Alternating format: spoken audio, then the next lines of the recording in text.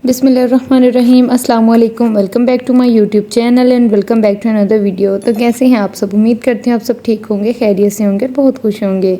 तो आज मैं आपके लिए लेकर आई हूँ कच्चे आम की चटनी की रेसिपी है, कच्चे आम की जैम की रेसिपी, जिसको बनाना है बहुत ही आसान। इसके लिए हम इंग्रेडिएंट देख लेंगे। यहाँ पे मैंने ले लिए हैं कच्चे आम। अंदर से थोड़े से मीठे भी होंगे तो कोई बात नहीं, तो लेकिन आपने लेने हैं इसी तरह से कच्चे आम ही हम इसके लिए यूज़ करेंगे। यहाँ पे तकरीबन मैंने 2 केजी जो है वो आम लिए हैं कच्चे, और इनके ऊपर वाला जो पार्ट है वो रिमूव कर देंगे और इसका छिलका भी इसी तरह हमने रिमूव कर लेना है। आप चाहें इस तरह चाकू की हेल्प से उतार लें, या आपके पास किस तरह का कोई कटर वगैरह है तो उसकी मदद से आप इसका जो है वो ऊपर से पार्ट रिमूव कर देंगे। इसी तरह तमाम जो लिए होंगे हमने आम वगैरह, उसका पार्ट जो है रिमूव कर लेंगे और इनको छील लेंगे। अब यहाँ पे जो आम हमने छील के रखे हुए थे इनको हमने कटिंग कर लेना है। रफली सा कटिंग करेंगे, इसके क्यूब्स नहीं बनाने हमने, इसी तरह रफली सा कटिंग करेंगे। लेकिन ये है कि ऊपर से गुठली से अच्छे तरीके से रिमूव कर लेंगे हमने। गुद्दा जो है इसका जो है वो अच्छी तरीके से इसका निकाल लेना है। इसी तरह इसके ऊपर से तमाम के जो है वो हमने कर लिया, इसको रफली सा कटिंग कर लिया है इस तरह का। और यहाँ पे मैंने 2 केजी जो है वो कच्चे आम का इस्तेमाल किया है। आप चाहें तो अंदर से भी जो बिल्कुल कच्चे होते हैं वो भी आम ले सकते हैं, ठीक है।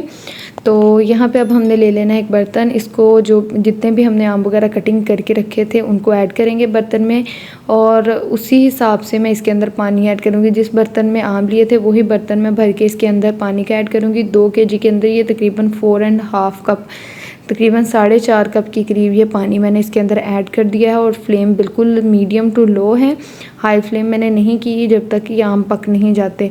और इसको कवर करके हमने छोड़ देना है। अब तकरीबन इसको 10 मिनट के लिए मैंने ढक्कन लगा के इसी तरह से छोड़ दिया था, और ये देखिए आम भी काफ़ी हद तक जो है वो नरम हो गए हैं।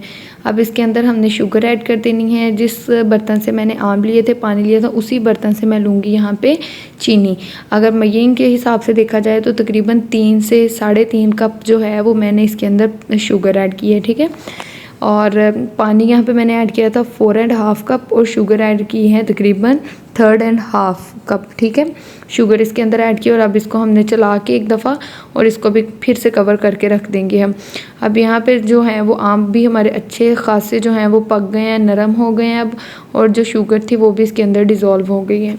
अब यहाँ पे हमने लेना है एक मैशर, और मैशर के साथ इसको हमने हल्के हल्के हाथ से मैश करते जाना है, ताकि ये अंदर साथ साथ ये कुक भी होते रहें और साथ साथ जो है वो इसको मैश भी हम करते रहेंगे। तो यहाँ पे अच्छे तरीके से इसको मैश कर लेना। अगर आपके पास मैशर नहीं है तो जिस बर्तन स्पैचुला से आप इसको मिक्स करेंगे उसी के साथ साथ साथ चलाते रहें और साथ साथ इसको मैश करते रहें, ठीक है। और ये देखें, ये ज़बरदस्त सा जो था वो हमारे आम जो हमने हल्के हाथ से मैश कर लिए। ज़्यादा इनका जो वो है, हमने इनको मैश नहीं करना, कि हल्का हल्का सा इसके अंदर आम हम रहने देंगे। मिक्सिंग के दौरान भी ये मज़ीद जो है वो इसको हम मैश करते रहेंगे, ठीक है। इसलिए ये ज़्यादा ही हमने इसका जो एक हिसाब से आटा नहीं हमने बनाना, इस तरह से मोटे मोटे इसके अंदर पीस भी कहीं कहीं रहने देंगे। तो ये देखें, चीनी मुझे थोड़ी सी कम लग रही थी, फिर मैंने 1/2 कप इसके अंदर मज़ीद ऐड की थी। टोटल मैंने आपको बता दिए थे 3.5 कप आपने इसके अंदर शुगर के यूज़ करने हैं, ठीक है। अगर आप थोड़ा सा ज़्यादा मीठा खाना पसंद करते हैं तो आप इसके अंदर टोटल 4 कप इसके अंदर जो है वो शुगर के ऐड कर सकते हैं। चाहें तो इसके अंदर थोड़ी सी इलायची ऐड कर सकते हैं। और इसके अंदर अब मैं यहाँ पे ऐड करूँगी नमक, तकरीबन 1/2 टेबल स्पून के करीब मैं नमक ऐड करूँगी। 1 जो है वो टीस्पून इसका भर के मैं काली मिर्च का ऐड करूँगी। 1/2 टीस्पून जो है वो ज़ीरे का ऐड करूँगी, यही स्पाइसेस। और हल्की सी इसके अंदर सुरख मिर्च ऐड करूँगी, 2 से 3 पिंच सुरख मिर्च ऐड करूँगी, सिर्फ कलर देने के लिए, ठीक है। हल्का सा कलर भी से इसके साथ आ जाएगा और हल्का सा फ्लेवर भी आ जाएगा। इसको अब अच्छी तरीके से हमने मिक्स करते रहना है। ये देखें, जब जब हम इसको मिक्स भी कर रहे हैं और साथ साथ इसको जो स्पैचुला है उसकी हेल्प से थोड़ा सा हम इसको प्रेस करके साथ इसको मैश भी कर रहे हैं, ठीक है। इस तरह हमने मैश भी करते रहना है और इसको मिक्स भी करते रहना है। अब यहाँ पे तकरीबन हमने इसको 3 से 4 मिनट के लिए मज़ीद अब पकाएंगे और साथ साथ चम्मच को चलाते रहेंगे। और जितना भी ये प्रोसीजर है हमने मीडियम टू लो फ्लेम के ऊपर ही करना है।